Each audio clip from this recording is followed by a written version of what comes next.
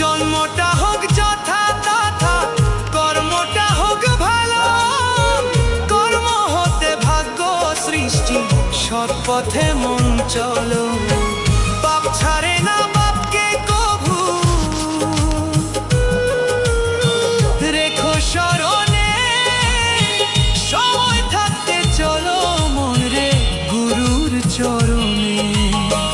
বাপ ছাড়ে না বাপকে কভু, রেখো স্মরণে, সময় থাকতে চলো মন রে গুরুর চরণে।